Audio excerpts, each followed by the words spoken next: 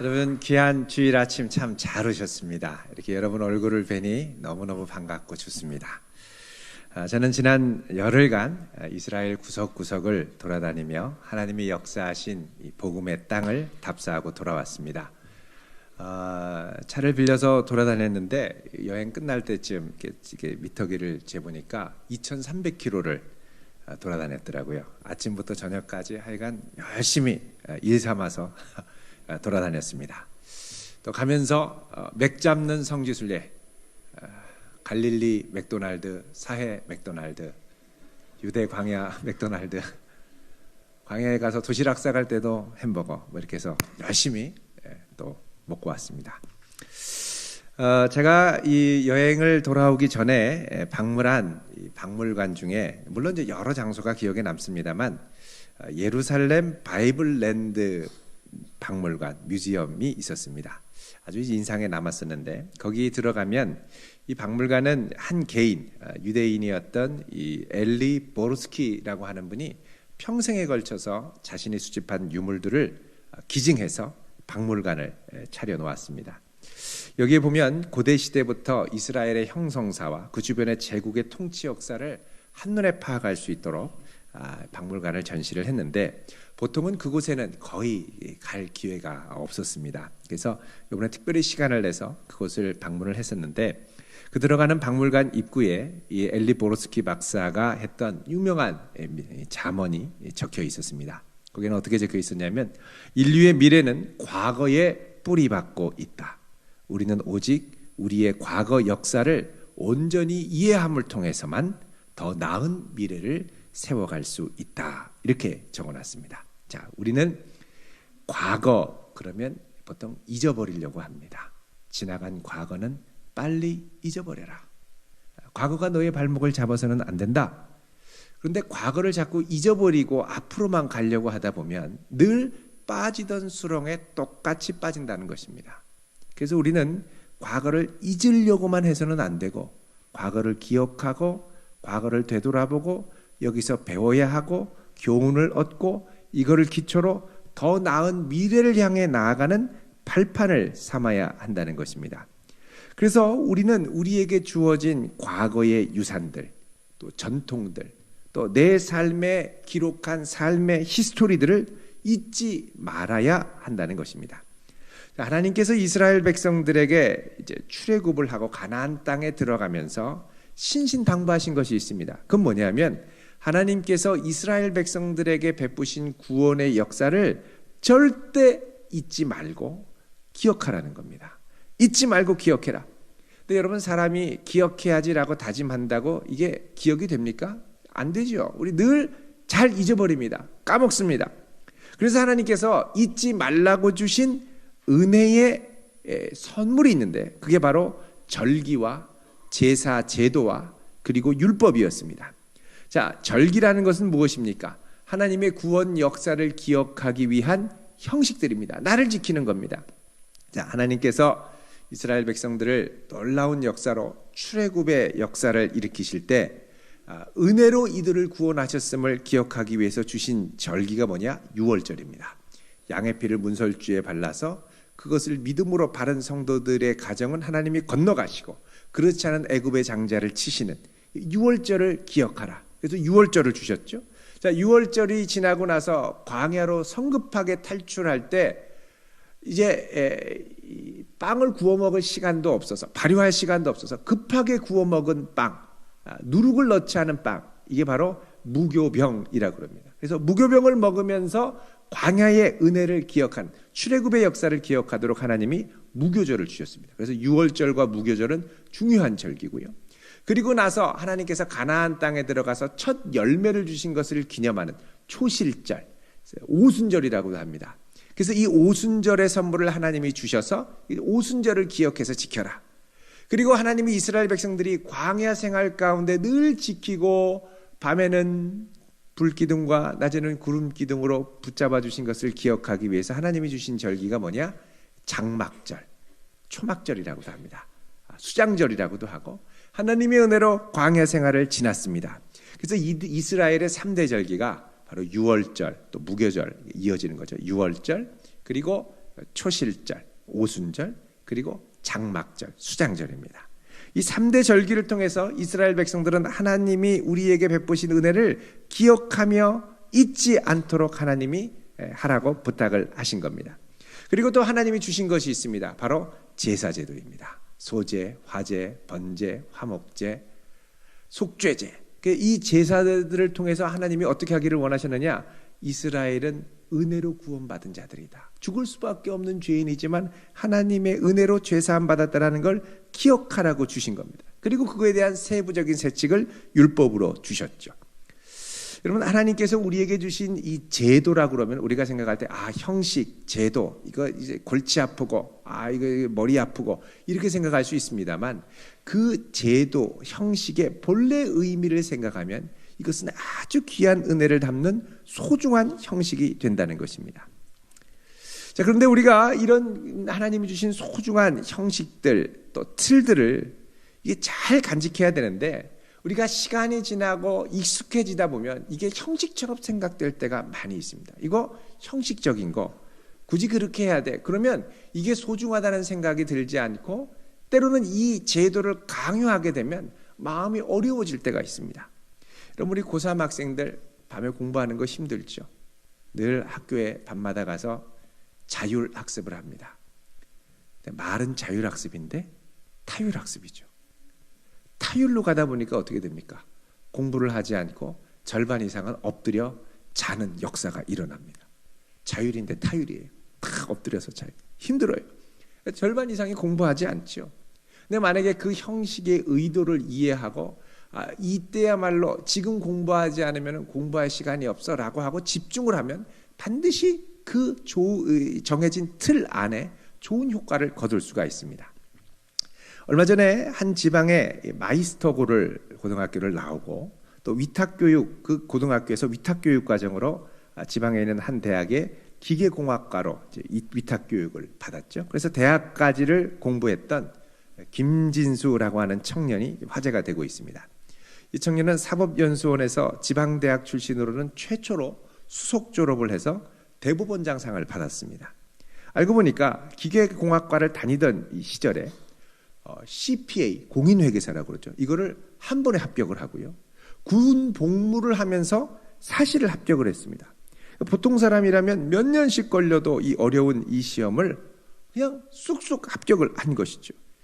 이게 도대체 어떻게 했나? 알고 보니까 자신이 책상에 앉아서 공부하기로 한 이 형식, 이 틀 안에서 내가 정말 실제로 얼마나 공부하나를 이 타이머로 재본 겁니다. 아주 주도 면밀하죠. 타이머를 재봤더니 10시간 앉아 있으면 4-5시간밖에 공부를 안 하더라는 거예요. 야, 이거 안 되겠다.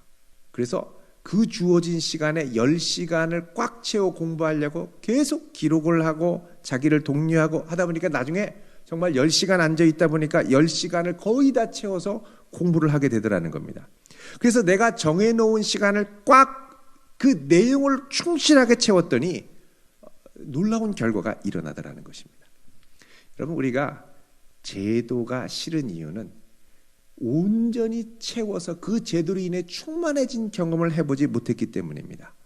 하나님이 우리에게 제도와 틀을 주신 것은 그 안에 풍성한 은혜를 담기 위해서입니다. 그래서 제도라는 것은 그 자체의 선한 의도를 담고 있고, 그것을 제대로만 채운다면 우리는 보다 밝은 미래를 향해 나아갈 수 있는 좋은 도구, 툴을 갖게 되는 것이죠. 자, 이런 좋은 제도의 유산을 가리켜서 예수님 당시에는 전통, 트레디션이라는 이름으로 불렀습니다. 이 전통은 믿음의 선배들이 하나님이 이스라엘 백성들에게 주신 은혜를 잘 간직하고 또 담아서 다음 세대에 전수하기 위해 세워놓은 것이었습니다. 그런데 예수님께서는 이들이 지금 지키고 있는 전통에 대해서 상당히 충격적인 선언을 오늘 본문에 말씀하고 있습니다. 자, 9절 말씀, 오늘 본문 같이 읽어보겠습니다. 64쪽 시작. 또 이르시되 너희가 하나님의 계명을 잘 저버리는도다. 아멘. 자, 너희 전통을 지키려고 하나님의 계명, 하나님의 말씀, 하나님의 선한 뜻, 선한 의도를 잘도 저버린다는 것입니다.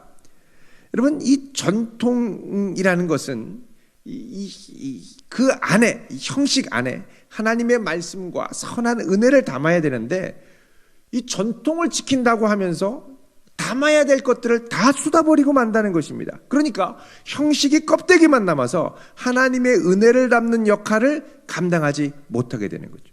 여러분, 오늘 본문에 나온 이 전통이라고 하는 단어는 헬라어로 파라도시스입니다. 파라도시스는 파라디도미, 넘겨준다라고 하는 동사에서 왔는데, 이 파라디도미라는 이 동사를 마가복음에서 찾아보면 그 의미가 긍정적이고 밝은 의미보다는 우울하고 암울한 의미가 훨씬 더 많이 나온다는 사실입니다. 자, 파라디도미라는 단어가 나온 이 용례를 보면 대표적으로 여러분 9장 31절을 한번 보십시오. 9장 31절.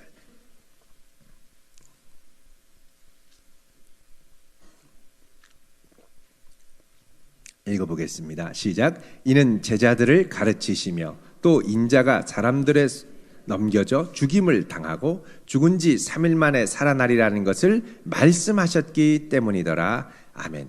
자, 여기 보면 인자가 사람들의 손에 어떻게 해요? 넘겨졌다. 넘겨준다. 이게 파라디도미 동사가 사용된 겁니다. 그러니까 여기서 하나님의 은혜를 전수해 준다라는 단어가 예수님을 배신해서 넘겨준다라는 단어로 사용이 된 겁니다. 자, 그 다음에 10장 33절을 여러분 한번 보시죠. 마가복음 10장 33절 읽어보겠습니다. 시작. 보라, 우리가 예루살렘에 올라가노니 인자가 대제사장들과 서기관들에게 넘겨짐에 그들이 죽이기로 결의하고 이방인들에게 넘겨주겠고. 아멘. 자, 여기 보면은 인자가 대제사장들과 서기관들에게 어떻게 해요? 넘겨짐에. 은혜의 선물을 전수해 줘야 한다는 이 의미가 예수님을 넘겨주는, 그러니까 여러분, 우리가 전통과 형식을 잘못 다루면 오히려 그 안에 담아야 할 예수님을 엉뚱한 것에 넘겨줄 수 있다는 거예요.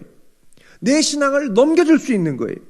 자, 마가복음 14장 10절을 여러분 보시겠습니다. 마가복음 14장 10절. 자, 읽어보겠습니다. 시작. 12 중에 하나인 가룟 유다가 예수를 넘겨주려고 대제사장들에게 가매. 자, 가룟 유다는 사도였습니다. 사도의 직분을 갖고, 사도라는 이 하나님의 은혜를 감당하는 이것도 틀이죠. 형식, 직분입니다. 이걸 갖고 예수님을 어떻게 해요? 넘겨준다는 거예요. 그러니까 여러분, 전통의 형식의 은혜가 사라지면 이 전통은 배반을 의미하게 된다는 걸 우리가 볼 수가 있습니다. 그러니까 은혜의 선물로 주신 것이 자칫 배신이 될 수 있다는 겁니다. 여러분, 우리가 예배 드리는 거 얼마나 좋은 신앙의 유산입니까? 근데 이 예배가 은혜를 배제하고 형식만을 강요하게 되면 이 예배는 신앙을 잃어버리고 냉소적이게 되는 배반의 역할을 감당할 수 있다는 겁니다. 직분도 내게 주신 직분을, 그 직분을 받으면 그 다음에 거기에 은혜로 채워야 되는데 은혜를 잃어버리면 배반의 도구가 될 수 있다는 거예요.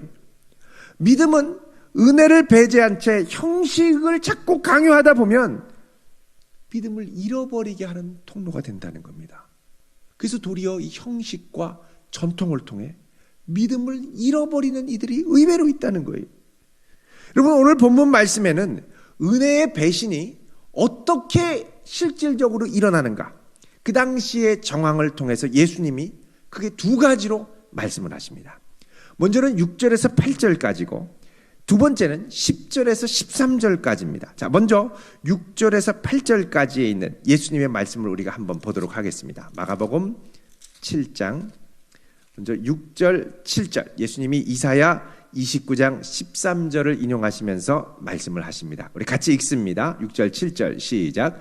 이르시되 이사야가 너희 외식하는 자에 대하여 잘 예언하였도다. 기록하였으되 이 백성이 입술로는 나를 공경하되 마음은 내게서 멀도다. 사람의 계명으로 교훈을 삼아 가르치니 나를 헛되이 경배하는도다 하였느니라. 아멘. 자, 여기 보면 예수님께서 뭐라 그러냐면 너희들이 입술로는 나를 공경하지만 마음으로는 어떻게 해요? 내게서 멀어졌다는 겁니다. 자, 이걸 예수님이 뭐라 그러냐면 6절에 외식하는 자다. 너희 외식하는 자다. 이렇게 말씀합니다. 여기 이 외식이라는 단어가 히포크리톤이라는 단어인데 이게 원래는 연극 배우를 의미하는 단어입니다. 여러분 연극 배우가 뭐 합니까? 척하는 겁니다. 슬픈 척, 기쁜 척, 감격하는 척, 죽은 척, 아픈 척. 근데 다 연기예요. 예. 가끔씩 텔레비전에 이 영화의 숨은 티를 찾아라 뭐 이런 거 있지 않습니까? 근데 막 재난 영화에 막 돌이 떨어지고 막 사람들이 거기 돌에 맞아서 깔려 죽는데 옥의 티를 딱 보니까 사람들이 막 뛰어가는데 바위를 막 맞아도 끄떡없고 막 가요. 알고 보니까 스티로폼으로 만든 바위였습니다. 연기하는 거죠. 딱 맞고 으악 이러는 거죠. 이런 것처럼 하나님이 주신 은혜의 선물을 잘 담아야 되는데 은혜의 선물이 담긴 척 연기한다는 거예요. 연기하는 거예요. 은혜를 받은 척 연기하는 거예요. 직분이라는 틀에서 은혜를 받은 척 연기하는 거예요. 예배라는 틀 안에 은혜를 받은 척 연기를 하는 거예요. 그냥 가줘서 은혜 받은 척 하는 거예요. 여러분 그러면 절대 은혜가 채워지지 않습니다. 변화가 일어나지 않습니다. 배반의 도구가 됩니다. 도리어. 그걸 채워야 되는 거예요. 채워야 되는 거예요. 자, 그러면 구체적으로 어떻게 이제 되느냐? 이게 이제 손 씻는 문제로 이제 귀결이 됩니다. 여러분. 자, 2절에 보면 제자 중 몇 사람이 부정한 손, 곧 씻지 아니한 손으로 떡 먹는 것을 보면서 그 다음에 문제를 제기한다고 그러죠. 예수님, 어떻게 당신의 제자들이 손을 씻지 않고 떡을 먹을 수 있습니까? 그러니까 지금 바리새인들은 손 씻으면서 거룩한 척, 손 씻으면서 경건한 척 연기했다는 거죠. 왜 그러냐? 자, 그 설명이 3절, 4절 가로에 나와 있습니다. 왜 이 괄호로 되어 있냐면 이 괄호는 유대의 전통을 잘 이해하지 못하는 이방 독자들을 설명하기 위해서 괄호로 쳐놓은 것입니다. 자, 우리 한번 보겠습니다. 3절, 4절 시작. 바리새인들과 모든 유대인들은 장로들의 전통을 지키어 손을 잘 씻지 않고서는 음식을 먹지 아니하며 또 시장에서 돌아와서도 물을 뿌리지 않고서는 먹지 아니하며 그 외에도 여러 가지를 지켜오는 것이 있으니 잔과 주발과 녹그릇을 씻음이러라. 아멘. 자, 바리새인들은 전통이 있었는데 뭐냐? 손을 씻는 거예요. 여러분 우리는 손 씻는 게 왜 씻습니까? 위생적인 이유로 병균이 들어가지 않도록 씻죠. 근데 이 바리새인들은 손을 씻은 이유는 뭐냐? 거룩을 위해서입니다. 정결함. 더러운 손으로 음식을 먹으면 부정함이 내 입을 통해서 뱃속으로 들어가는. 그럼 나는 부정한 사람이 되는 겁니다. 그래서 이거를 깨끗하게 씻어서 정결한 떡, 정결한 빵을 내 입으로 넣어서 내 속이 더러워지지 않도록 이렇게 하는 거죠. 자, 그 떡을 이렇게 빵을 떼서 먹다 보니까 마음에 걸리는 게 있습니다. 뭐냐? 그릇입니다. 그릇에 떡을 올려놔야죠. 그러니까 그릇도 씻는 거예요. 그래서 다 깨끗하게 내 속으로 들어와야지 그래야 내가 경건해져. 이렇게 생각을 하는 거죠. 여러분 이게 거룩함을 통해서 나를 지키는 것. 사실 이게 여러분 원래는 모든 이스라엘 백성들이 해야 될 필요가 없는 거였습니다. 이건 원래 하나님이 특별히 제사장에게만 명령하신 거였습니다. 자, 우리 출애굽기 30장 19절에서 21절을 잠깐 보겠습니다. 이거 잠깐 놓으시고요. 출애굽기 30장 19절에서 21절. 30장 19절에서 21절. 자, 여기 보면은 제사장들에게 부탁한 말씀입니다. 자, 19절부터 21절 같이 읽겠습니다. 시작. 아론과 그의 아들들이 그 두멍에서 수족을 씻되 그들이 회막에 들어갈 때에 물로 씻어 죽기를 면할 것이요 제단에 가까이 가서 그 직분을 행하여 여호와 앞에 화제를 살을 때에도 그리할지니라. 이와 같이 그들이 그 수족을 씻어 죽기를 면할지니 이는 그와 그의 자손이 대대로 영원히 지킬 규례니라. 아멘. 자, 여기 보면 그와 그의 자손이 대대로 영원히 지킬 규례니라. 그래서 이스라엘 모든 자손이 지켜야 된다는 거죠. 근데 여기 이 아론과 그의 자손은 엄밀히 말하면 제사장의 자손이라는 겁니다. 특별히 손을 씻는 것 왜 씻느냐? 20절에 회막에 들어갈 때에, 하나님께 제사 드리러 들어갈 때입니다. 그러니까 정결한 마음으로 거룩한 제사를 드리기 위해 제사장들이 씻으라는 것이죠. 근데 바리새인들과 그 당시의 종교 지도자들은 이것을 모든 백성들이 다 해야 된다고 확대했습니다. 왜 그러냐? 지금 이스라엘 백성들은 출애굽을 필요로 하는 백성들이었습니다. 로마의 압제의 포로 상태로 있었고, 여기서 벗어나려면 다시 거룩함을 회복해야 되는데, 거룩함을 회복하려면 전 국민이 제사장 수준의 거룩함이 있어야 된다고 믿었던 겁니다. 그래서 이들이 다 거룩해져서 하나님 앞에 제사장처럼 깨끗해지면 하나님이 이 정결하게 된 공동체에 오셔서 이들을 회복시키고 다시 로마의 제국으로부터 제2의 출애굽을 일으키실 것이다라고 믿고 있었던 것입니다. 그래서 그 당시에 아주 극단적인 정교를 주장하던 쿰난 지역에 있던 공동체, 에세네파, 세례 요한이 속했던 그런 곳에 가면 그 공동체의 유적을 지금도 가면은 볼 수 있는데, 그 흔적에 많이 있는 게 뭐냐면 정결탕, 미크베라고 하는 정결 예식을 행하는 목욕탕이었습니다. 여기에 곳곳에 있었습니다. 유적이 꽤 넓은데 거기에 여러 개가 있었어요. 그 광야에서 이런 정결탕을 유지하려면 물을 담는, 광야에 비가 가끔씩 쏟아지거나 와디를 통해 물이 가끔씩 간헐천으로 올 때 물을 담아두는 이 시스턴, 물 저장소가 크게 있는데 거기서부터 이제 물이 흘러오는 거죠. 그러면 아침에, 점심에, 저녁에 하루에 두세 번씩, 세너 번씩 계속 들어가서 정결례를 행하고 자신을 깨끗게 했습니다. 그렇게 되면 하나님께서 오셔서 이스라엘을 회복시켜 주실 것이라고 이들은 믿고 있었던 겁니다. 근데 여러분, 더러워진다라고 느낄 때마다 가서 씻어야 된다면 얼마나 힘들겠습니까? 더러워질 때마다 씻는다는 거, 더구나 온몸을 씻어야 된다는 거, 이거 만만치가 않습니다. 제가 예전에 학교에 다닐 때 기숙사에 있었는데, 제가 아는 친구 한 분은 수시로 손을 씻었습니다. 비누를. 왜냐하면 조금만 닿으면 더러워진다고 생각이 들었던 거예요. 그게 약간 결벽증 비슷하게 있었는데, 비누를 조금만 하면 안 보이면 가서 세면대 가서 막 씻고 있는 거예요.